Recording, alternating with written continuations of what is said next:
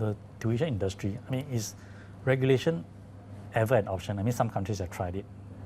And we have watched these experiments by some of these countries, and sad to say, actually, they didn't always work as intended. In fact, it has just gone underground. In fact, it has caused a bifurcation between the haves and the have-not even more, because the haves will have all kinds of private tuition where the auntie will come to the house and pretend to be an auntie, and then the rest will have. Actually, to be honest, whenever I talk to the students and ask them about tuition, I usually ask them a few questions. I ask them, did you ask to go for the extra tuition, or did someone else send you for the extra tuition? Now, there's a very fundamental difference. If the students say that I want to strive, actually I don't very much have a problem with that if they want to learn more. But I'm always worried for the students who look very grouchy and down when they go for such lessons, because they seem to be trying to fulfill someone else's expectations rather than their own aspirations. So I think we need to make a difference. We can push our kid so much, but if our kid doesn't have the innate desire to want to improve, then you only go so far. Then the day they leave the school, the day they are no longer under our watchful eyes, they will stop learning. So this is the first question.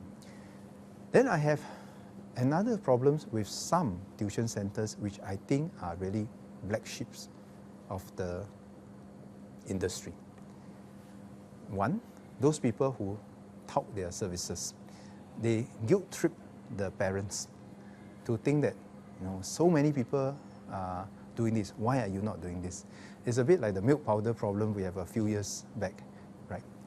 There's no way to regulate this, but it's a cultural mindset, is to give our parents a confidence that I know my child best and I don't need to be subjected to all these things out here.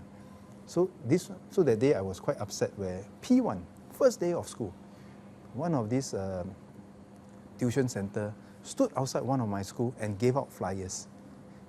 So my principal went out and gave them a piece of our mind.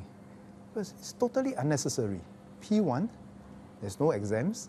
Instead of inculcating the joy of learning, you are handing out flyers to the parents to create this fear of missing out. So this is one problem.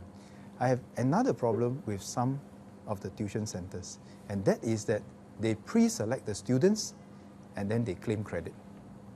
And I think it's most unethical, and I think it does a disservice to the whole image of a teacher. And I don't like people who use their students to advertise their services when they might, from what we know, given so-called a discount or enticement to the students. I think all these are unnecessary, and it just adds to the guilt tripping of the parents, and it's really a disservice. To me, all my teachers in MOE, they understand my expectations. We serve everyone regardless of background. In fact, we take care of those with the higher needs even more. It is not right for people to come and say that I pre-select the students and try to claim credit. Then what is your real value add? All right? It's like some people try to get top PSLE students to endorse their product, and we know which are the guilty ones. You say, oh, if you consume this product, you will get top PSLE score. Sorry, it's the other way around. They got top PSLE score, and you ask them to endorse your product. That is not correct. So, can we regulate this?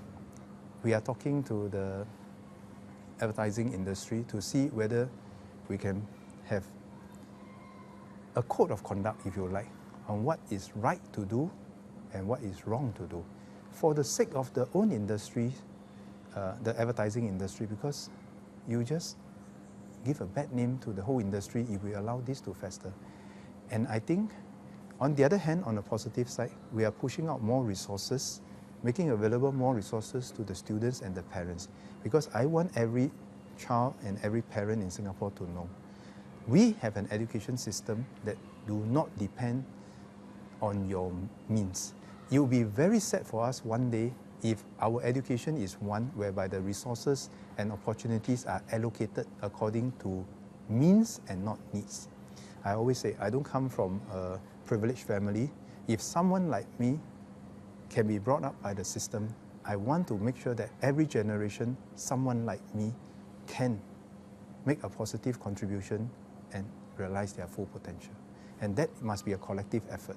And we shouldn't have this mindset that I can only succeed in Singapore because I have the means. Or I cannot succeed in Singapore. On the other hand, I cannot succeed in Singapore because I don't have the means of others. And if you look at our PISA score, it affirms what we are trying to do. People say that we have a big gap in our PISA scores. But actually, our big gap is not because our poorer students are not doing well. Our poorer students, compared to their peers, are above people's average. Above people's average, not just beating their own group of students, same kind of background. They are above the global average. Why should we make our people feel inadequate? Why should we do so? We do a disservice to ourselves. That's why if you like, if we are comparing ourselves, we are not comparing ourselves internally. The competition is not within Singapore. The competition is how Team Singapore compare with the rest of the world. And this is something that we just have to keep working on it. It's a never-ending challenge to see how we can make sure that the positive messages are going out. So we look at the SLS system today, if you like, the internet system, our learning space, the Singapore learning space. Actually, all our students, if they log on to the SLS, they have all the best teaching resources across all the schools. There's no need to go and spend money to go and buy extra test papers as we may have need to do in the past. They have modules that they can even access if they're so interested, even at levels beyond the school. I went to schools, a Sec 3 student was saying that during his holidays he was looking at Sec 4 classes. I said, why do you do that? He said, oh, well, it's all available, right? He knows how to. And our parents need to know that such resources are made available.